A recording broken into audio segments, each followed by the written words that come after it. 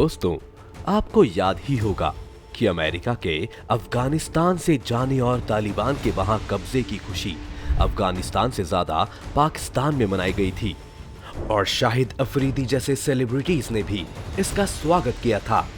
इस खुशी की काफी वजहें थी, जिसमें से एक ये थी कि पाकिस्तान को अब यकीन था कि अब अफगानिस्तान पर उनका कंट्रोल रहेगा और वो यहाँ पर भारत के खिलाफ भेजे जाने वाले आतंकवादियों को अच्छे से ट्रेन कर पाएंगे और इस जमीन का इस्तेमाल अपने फायदे के लिए कर पाएंगे। लेकिन मुद्दत लाख बुरा चाहे तो क्या होता है, वही होता है जो मंजूरे खुदा होता है। आज पाकिस्तान की ये स्ट्रेटजी बिल्कुल उल्टी पड़ गई और जो जमीन वो भारत के खिलाफ इस्तेमाल करने की सोच रहे थे, वहीं आज पाकिस्तान के लिए सिरदर्द बन गई है। हम ऐसा क्यों कह रहे हैं और पाकिस्तान और अफगानिस्तान में क्या चल रहा है, ये सब जानने के लिए बने रहिएगा वीडियो के अंत तक हमारे साथ। लेकिन वीडियो शुरू होने से पहले अगर आप चैनल पर नए हैं या आपने अभी तक चैनल को सब्सक्राइब नहीं किया है तो चैनल को सब्सक्राइब करना और बेल आइकन दबाना ना भूलें।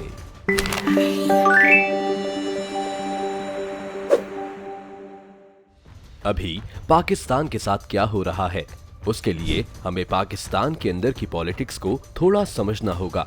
पाकिस्तान और अफगानिस्तान के बीच एक बॉर्डर है जो ब्रिटिशर्स द्वारा बनाई गई दुरंद लाइन से डिफाइन किया जाता है। ये बॉर्डर तब बनाया गया था जब पाकिस्तान ब्रिटिश इंडिया का हिस्सा था, लेकिन अफगानिस्तान ने कभी भी इस लाइन को असली बॉर्डर नहीं माना और इस लाइन के पार यानी पाकिस्तान में आज भी कई सारे अफगान लोग रहते हैं। इस एरिया को फेडरली एडमिनिस्ट्रेटेड ट्राइबल एरिया या कहें फाटा बुलाया जाता है और यहाँ पर ज्यादातर पाकिस्तान सरकार का कंट्रोल नहीं चलता, क्योंकि यहाँ रहने वाले लोग हमेशा से पाकिस्तान से अलग होने की मांग करते आए हैं।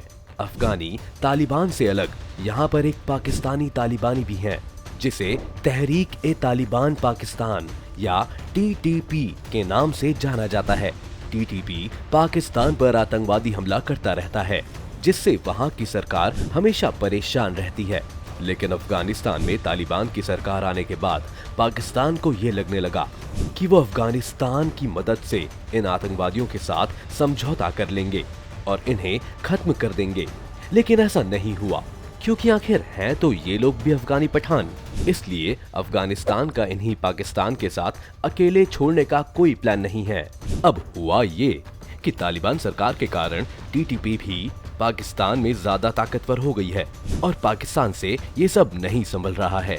TTP ने पाकिस्तान से कई सारी मांगे की हैं, जिन पर अब दोनों पार्टीज के बीच काबुल में बात चल रही है। तो क्या है TTP की डिमांड्स? TTP ने इस्लामाबाद एयरपोर्ट पर एक आतंकवादी हमला किया था, जिसके बाद पाकिस्तान ने एक्शन लेते हुए एक ऑपरेशन लॉन्च किया था, जिसे ऑपरेशन जर्ब-ए-अज़म का नाम दिया गया। इसमें TTP के कई लोग मारे गए थे और काफी हद तक वो इस इलाके में कमजोर भी हो गए।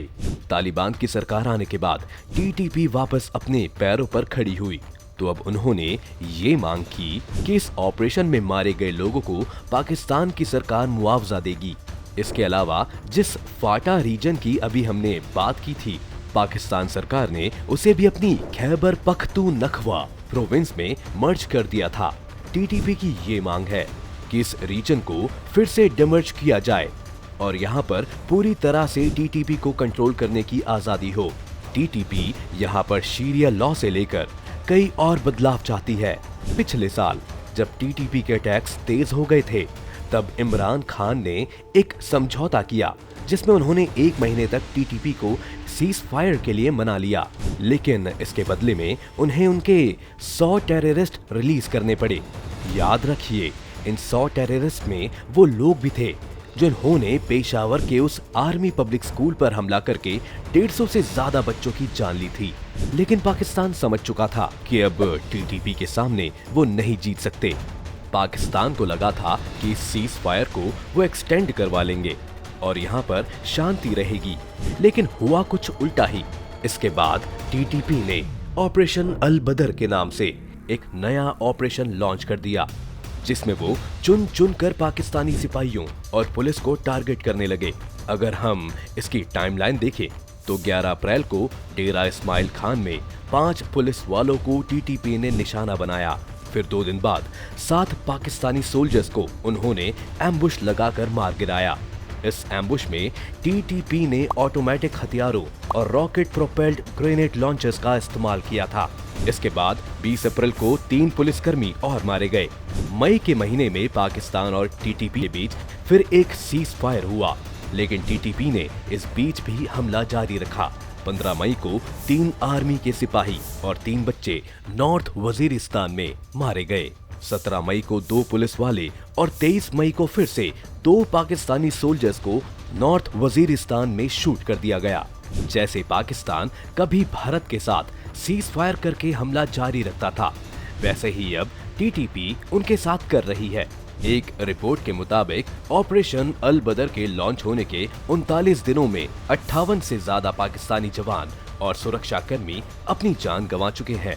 इसके अलावा अगर हम ऑपरेशन अल बदर से 2 महीने के पहले के आंकड़ों को उठाकर भी देखें तो करीब 24 सुरक्षाकर्मी और मारे जा चुके हैं। इस वक्त पाकिस्तान में टीटीपी द्वारा मारे जाने वाले पाकिस्तानी सुरक्षाकर्मियों की संख्या कश्मीर में मारे जाने वाले भारतीय सिपाहियों से 3 से 4 गुना ज्यादा बढ़ चुकी है। मजेदार बात यह है कि इन लोगों को इतनी शक्ति देने में पाकिस्तान की अपनी गलती है। अब अमेरिका अफगानिस्तान में तालिबान को खत्म करने आया था, तब उसने पाकिस्तान की मदद दी थी, लेकिन पाकिस्तान ने एक डबल एजेंट की तरह काम किया। पाकिस्तान बाहर से अमेरिका के साथ जरूर था, लेकिन वो तालिबान की मदद भी कर रहा था, ताकि अगर कभी तालिबान अमेरिका से जीत जाए तो पाकिस्तान के साथ उनके अच्छे रिश्ते रहें। इसका सबसे अच्छा एग्जाम्पल है वो प्रकरण जब अमेरिका और CIA की नाक के नीचे से पाकिस्तान की ISI ओसामा बिन लादेन को सेफली पाकिस्तान ले आई थी, और वो भी बिना किसी को खबर लगे। लेकिन आज जब अफगानिस्तान में तालिबान की सरकार है, तब पाकिस्तान खुद को टीटीपी के सामने खड़ा कर पाता है।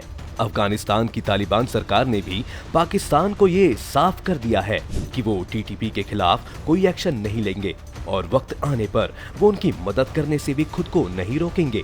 वहीं दुरंद लाइन को हटाने और बॉर्डर को फिर से ड्रॉ करने की मांग भी अफगानिस्तान की तरफ से तेज हो गई है। इसलिए अब पाकिस्तान दोनों ओर से फंस चुका है। हाल ही में पाकिस्तान ने फिर से टीटीपी के साथ शांति स्थापित करने की कोशिश की है, और इस कोशिश के लिए उन्होंने 30 और टीटीपी टेररिस्ट को रिहा कर दिया है। लेकिन वहां पर हालात बिल्कुल सुधरते हुए नहीं नजर आ रहे हैं। अब सवाल ये है कि भारत को इस सब को कैसे देखना चाहिए। अगर एक्सपर्ट्स की माने तो पाकिस्तान में जो हो रहा है वो एक तरफ से भारत के लिए अच्छा है, क्योंकि इससे उनका ध्यान बटा रहेगा। लेकिन वहीं दूसरी तरफ हमें ये भी ध्यान रखना होगा कि हमें कभी भी तालिबान को अपने दोस्तों की तरह नहीं देखना है। तालिबान एक टेररिस्ट ऑर्गेनाइजेशन है, और भारत में आज तक जितने टेररिस्ट अटैक्स हुए हैं उनमें से ज्यादातर अटैक करने वाले लोगों को अफगानिस्तान में ही ट्रेन किया गया था। इसलिए भारत को लेकर तालिबान के मन में कुछ खास प्यार नहीं है।